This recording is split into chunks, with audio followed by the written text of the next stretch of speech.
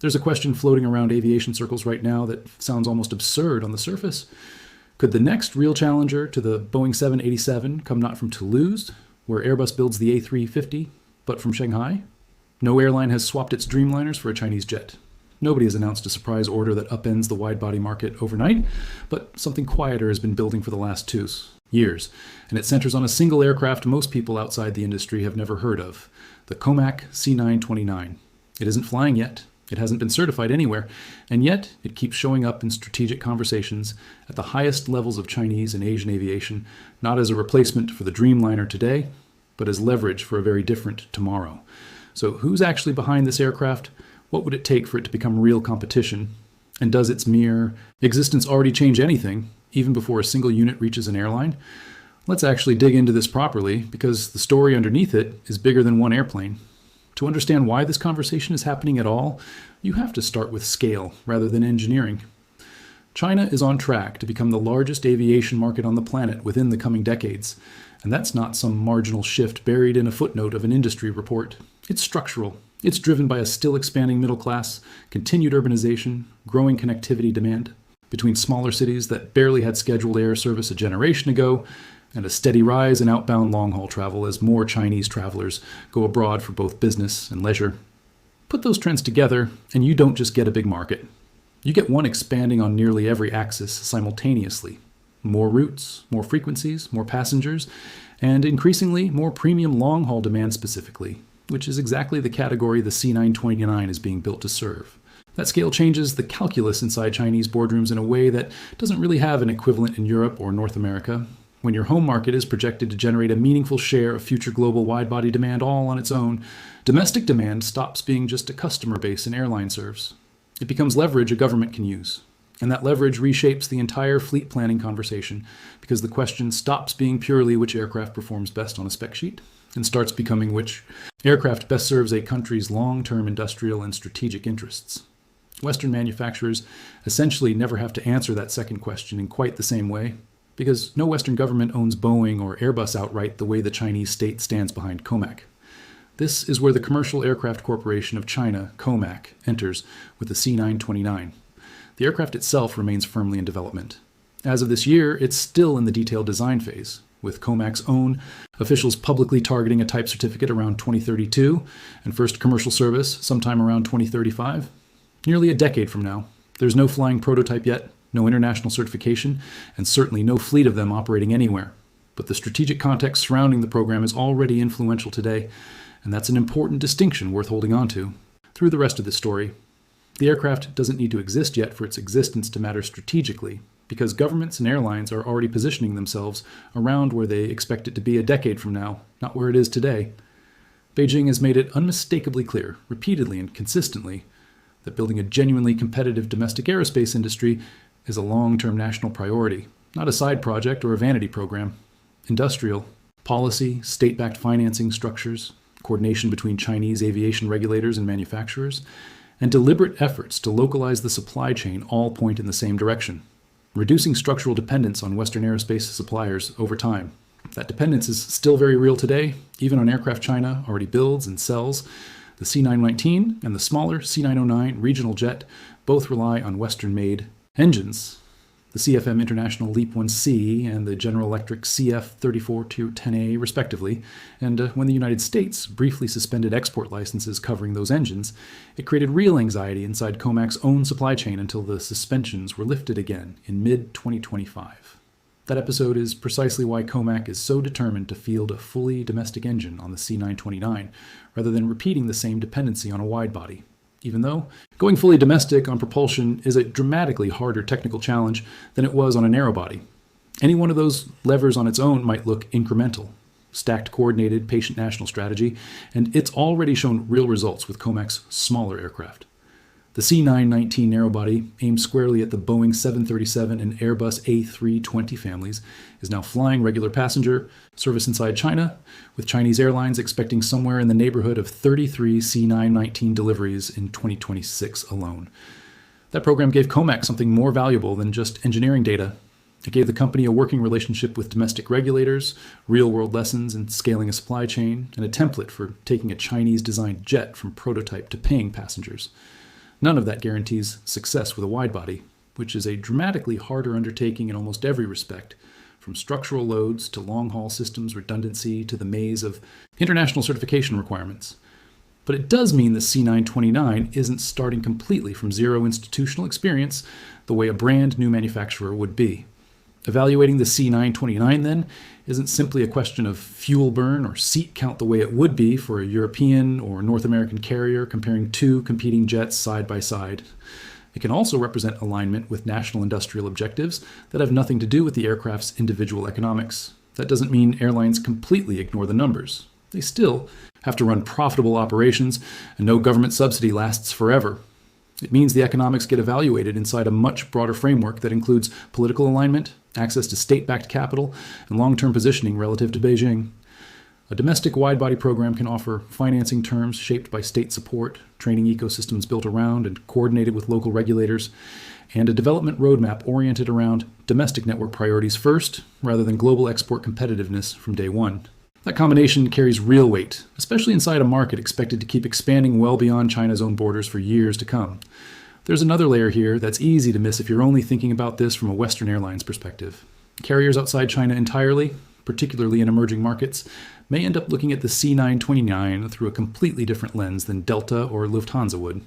If pricing and financing packages end up structured competitively enough, an aircraft like the C929 could become genuinely attractive in regions where capital costs run high and access to traditional Western financing channels is limited or expensive. Think about carriers across parts of Africa, Central Asia, or Southeast Asia, many of which have historically struggled to secure the kind of favorable financing terms that flag carriers in wealthier regions simply take for granted. For airlines in that position, a state-backed Chinese financing package tied directly to aircraft delivery could represent a meaningfully different value proposition than anything on offer from Seattle or Toulouse. COMAC clearly understands this dynamic already. Following the C991's 2024 debut at the Singapore Air Show, the company took the narrowbody on a tour through Vietnam, Laos, Cambodia, Malaysia, and Indonesia specifically to meet with regional airline representatives, and it landed its first genuine win outside mainland China when the Indonesian carrier Transnusa began operating the type. That relationship-building groundwork in Southeast Asia isn't incidental. It's precisely the kind of market where a future C929 sales pitch, backed by attractive Chinese financing, would be aimed. Seen through that lens, the C929 isn't just an aircraft project sitting on an engineering roadmap in Shanghai. It's part of a broader, patient effort to reposition China within the global aerospace hierarchy, shifting the country from being primarily a customer and assembly hub for Western aircraft toward becoming a credible manufacturer and exporter in its own right. None of this implies airlines are abandoning established Boeing and Airbus platforms overnight, and it's worth being genuinely careful not to overstate where things stand today. But it does explain why these conversations keep happening quietly in strategy meetings and industry panels, even without any headline-grabbing signed order. When a country projects to dominate future demand growth, and it's genuinely worth sitting with that question for a moment, because the honest answer probably depends heavily on where your airline is based, how close your government's relationship with Beijing already is, and how exposed your existing supply chain already is to Chinese versus Western suppliers. That strategic backdrop explains why airlines are willing to look at the program seriously at all. But once you move past geopolitics into the actual engineering, the next question becomes what would genuinely make the C929 a legitimate alternative to the 787, rather than just a symbolic gesture of independence.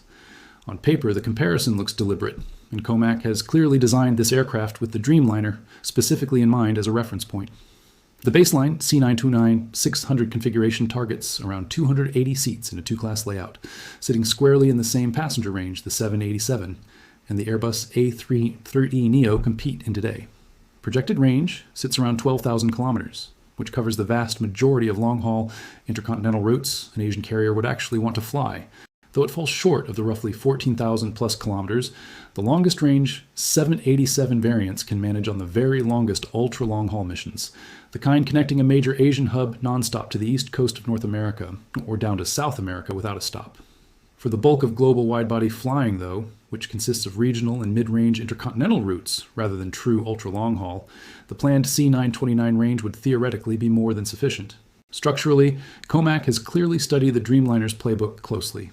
Composite materials are expected to make up roughly half the airframe, mirroring the structural philosophy that made the 787 lighter and more fuel efficient than the aluminum widebodies it replaced, with the associated benefits of reduced maintenance related to metal fatigue over the aircraft's life.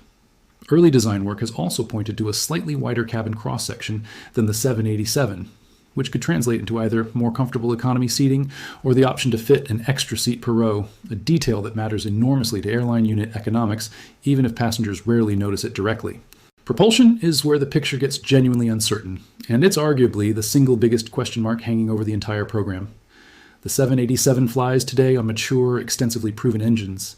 The General Electric Genix and the Rolls-Royce Trent 1000, both backed by well over a decade of accumulated real-world operational data across dozens of airlines and virtually every climate on the planet.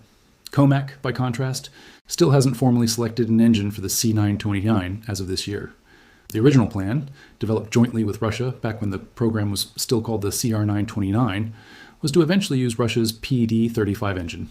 That option effectively died once Russia withdrew from the joint venture in 2023 following Western sanctions, leaving China to pursue an entirely domestic engine on its own.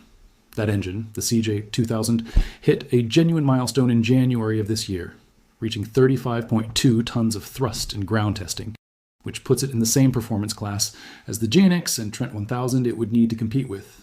That's a real technical achievement worth taking seriously. But a thrust number in a test cell is a long way from a flight-certified, mass-produced engine. With a track record airlines can actually underwrite financially, and if the CJ2000 doesn't mature on schedule, the entire C929 timeline shifts with it because, unlike the airframe, an engine can't simply be rushed through development without serious safety consequences. It's also worth putting that engine milestone in context. China currently has no large commercial turbofan of any kind in service anywhere in the world today on any aircraft. Every Chinese jet flying passengers right now from the regional C909 to the narrow-body C919 does so on a Western engine. A certified, mass-produced Chinese wide-body power plant would be a genuinely unprecedented achievement for the country's aerospace industry, arguably a bigger deal in isolation than the airframe itself, simply because building a reliable, fuel-efficient large turbofan from scratch is one of the hardest problems in all of aerospace engineering. And only a handful of companies on the planet have ever managed it well enough to sell it commercially. This is exactly where the conversation has to shift from engineering ambition to commercial reality, and this shift is really the heart of why the 787 remains so dominant today. When airline executives sit down to commit billions of dollars to a fleet decision, they aren't buying numbers off a specification sheet, they're buying certainty, predictability, and reduced risk across every dimension of their operation. The 787 isn't a concept or an early service aircraft still proving itself anymore. It has accumulated millions of flight hours across every climate and operating condition imaginable, from the heat of the Middle East to the cold of northern routes to the humidity of Southeast Asia, and that history translates directly into fuel burn data, maintenance interval data, and dispatch reliability rates that CFOs can model with genuine precision rather than educated guesswork. Predictability is arguably the single most valuable currency in this entire industry, and the Dreamliner has earned an enormous amount of it. Around that airframe sits a mature global maintenance and parts network spanning dozens of countries, and a financing ecosystem built over more than a decade involving lessors, export credit agencies, and commercial banks that understand exactly how to price the aircraft's resale value because they've watched thousands of transactions play out already. That liquidity matters enormously to an airline's own balance sheet risk, and it simply cannot be replicated overnight, no matter how much capital or political will sits behind a rival program. Choosing the C929 today, by contrast, would still be a genuine strategic gamble, and it's worth being precise about exactly why. It isn't that the underlying engineering ambition is lacking, because clearly it isn't. It's that the surrounding ecosystem the aircraft would depend on doesn't yet exist at global scale. Certification pathways across international borders, regulatory acceptance in markets well outside China, a maintenance network beyond China's own borders, resale value benchmarks in the secondary market, and long-term financing relationships with international banks and lessors all remain largely untested. Airlines don't just weigh performance charts when they make decisions of this magnitude. They ask how an aircraft holds its value during an economic downturn, whether there's a ready buyer if fleet plans need to change, how easily it can be financed on competitive terms, and how quickly it can be supported technically if something goes wrong mid-operation, far from a maintenance base. The 787 answers every one of those questions with more than a decade of accumulated evidence. Right now, the C929 can only answer them with projections and engineering promises, however credible those projections might eventually prove to be. So, given all of that, who has actually chosen the C929 over the 787 so far?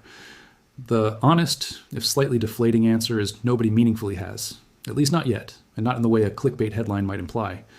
No Western airline has pivoted away from its Dreamliner fleet, and there's been no surprise cancellation wave triggered by a Chinese alternative suddenly appearing on the horizon. What's actually happened is something quieter and, in its own way, more revealing: domestic alignment inside China itself. Air China signed a preliminary agreement at the November 2024 Zhuhai Air Show to become the aircraft's official launch customer, with COMAC's own marketing officials confirming the arrangement on stage without disclosing a firm aircraft count or delivery date. That's a meaningfully different thing than a signed purchase contract with binding numbers attached. And industry observers reacting to the announcement at the time openly noted how unusual it was to see an airline effectively told, rather than competitively courted, that it would be the launch customer for a brand new state-backed aircraft. It's a reminder that inside China's aviation ecosystem, the relationship between manufacturer and airline works quite differently than it does at Boeing or Airbus, where competing carriers genuinely bid against each other for early delivery slots. That distinction changes how the headlines should actually be read whenever they appear. The real story here isn't a signature on an international purchase contract, at least not yet. It's strategic alignment being built quietly in the background, years ahead of the aircraft's actual entry into service. Airlines in regions economically tied to China through trade, infrastructure investment, or political relationships are already evaluating what a genuine third widebody manufacturer could eventually mean for their own negotiating leverage and long-term independence from what has effectively been a two-player Boeing Airbus system for decades, even without a single C929 replacing a single Dreamliner anywhere in the world. The mere credible existence of a future alternative shifts the negotiating dynamic in subtle but real ways. When manufacturers know another option is emerging, even years away from full maturity, pricing pressure in fleet negotiations changes. Delivery slot discussions change because airlines gain a fallback position, however distant, to point to at the table. Supplier relationships shift too, as component makers start hedging their bets across multiple future programs rather than betting everything on the existing duopoly. That alone has a measurable effect on how the whole industry negotiates, well before a single C929 ever enters revenue service. It's worth pausing on just how enormous the gap in scale actually is right now, because it puts the third manufacturer framing in useful perspective. Boeing alone is currently sitting on a commercial backlog running into the thousands of aircraft, with well over 1,000 Dreamliners still waiting to be built and delivered to customers who've already signed contracts. A backlog so large it represents roughly a decade of production at current rates, even after years of Boeing's own manufacturing troubles slowed deliveries down. Airbus's order book, dominated by the A320 family, but including a healthy wide-body backlog of its own across the A350 and A330neo programs, is comparably massive, and both manufacturers keep adding hundreds more wide-body orders every single year from carriers and lessors who clearly aren't waiting around for a Chinese alternative to mature.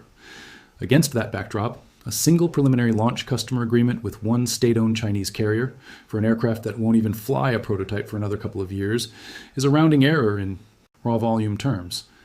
The significance isn't in the numbers today, it's entirely in the trajectory, and in what a decade of patient state-backed development could plausibly produce by the mid-2030s if the CJ2000 engine matures on schedule and COMAC keeps hitting its supplier milestones, the way fuselage manufacturer Huarui Aero is currently targeting delivery of the first mid-fuselage section by September 2027. It's also worth remembering the human and institutional side of this equation, something that rarely makes it into headline coverage but matters enormously in practice. Building a competitive wide-body manufacturer isn't only about engineering an airframe and an engine. It's about training an entire generation of engineers, technicians, and program managers capable of sustaining the certification delays that have hit every wide-body program in modern aviation history, Boeing's and Airbus's included. China has been investing heavily in exactly that kind of talent pipeline through university partnerships, joint ventures with international suppliers who still participate in various subsystems, and deliberate knowledge transfer arrangements. That's slower and far less visible than a flashy prototype rollout at an air show, but arguably more important for the program's long-term survival, because institutional knowledge is what actually sustains an aerospace program once the initial excitement fades and the grinding, unglamorous work of certification and production ramp-up begins in earnest. It's also worth remembering that this isn't the first time a Chinese widebody was attempted. and the program's own history contains a genuinely revealing detour. The C929 wasn't originally conceived as a purely Chinese effort at all. It began life in 2016 as the CR929, a formal joint venture between COMAC and Russia's United Aircraft Corporation, with the C standing for China and the R for Russia. Russia's engineering heritage on large widebodies, going back to Soviet-era designs, was supposed to be a genuine shortcut for China, saving years of independent development on structural and systems work China hadn't yet mastered on its own. That partnership fell apart within about 18 months of Russia's 2022 invasion of Ukraine, triggering Western sanctions, and by 2023, Russia had formally exited the project, leaving COMAC to absorb the entire technical and financial burden alone and quietly drop the R from the aircraft's name. The collapse cost the program real time. It's a big part of why the aircraft's timeline has slipped repeatedly since the earliest CR929 announcements once projected a first flight before the end of this decade. And it's a useful reminder that even state-backed, politically motivated aerospace programs aren't immune to the same kind of partnership breakdowns and schedule slips that have plagued Boeing and Airbus programs for decades. Now zoom out and consider the bigger picture this all sits inside. For decades, the global widebody market has revolved around two giants, Boeing and Airbus, effectively splitting the category between them with occasional, short-lived competition from smaller regional programs that never quite broke into true widebody territory. The real question now is whether geopolitical gravity slowly pulls parts of the market into new lanes over the coming decade. Could parts of Asia, Africa, and the Middle East increasingly align with a China-centered aerospace ecosystem drawn in by favorable financing, political relationships, and proximity to a growing manufacturing base, while North America and Europe remain firmly anchored to Boeing and Airbus, reinforced by decades of institutional relationships and deeper existing infrastructure? If that kind of split does happen, the industry doesn't just gain one more competitor in the traditional sense. It restructures around three centers of gravity instead of two, something the global aviation market genuinely hasn't experienced in the jet age. Over the next decade, one of two broad outcomes seems most plausible. Either the Boeing-Airbus duopoly gets reinforced as the safer, proven choice keeps dominating global fleet decisions the way it has for 50 years, or a genuine third pillar slowly emerges in commercial aviation, shaped as much by politics, industrial policy, and long-term national strategy as by raw aircraft, performance, or cost per seat mile. Both outcomes remain genuinely plausible today, and honestly, the real answer probably won't be uniform across every region of the world. It's likely to be a mixed picture depending on where you look, with some markets staying firmly Western and others gradually tilting toward whatever COMAC eventually manages to deliver. That's really why this moment matters. Even though almost nothing about it looks dramatic on the surface today, there isn't a single C929 carrying paying passengers anywhere in the world right now, and there won't be for the better part of another decade if COMAC hits its own optimistic targets. But the groundwork, the financing structures being quietly discussed, the political alignment being built airshow by airshow, and the supplier relationships being negotiated behind closed doors are already well underway. By the time this competition becomes visible in the skies, in the form of actual delivered aircraft flying real commercial routes, much of the strategic positioning that determines who eventually wins market share in each region will likely have already been decided years earlier, far from any headline. If you are running a major Asian airline today, knowing everything we've just walked through about the C929's real promise and its very real unresolved risks, would you seriously put it into your fleet planning conversations for the 2030s? Let me know what you think in the comments. And if you found this kind of deeper breakdown useful, stick around, because this is a story that's only going to get more interesting as the decade goes on.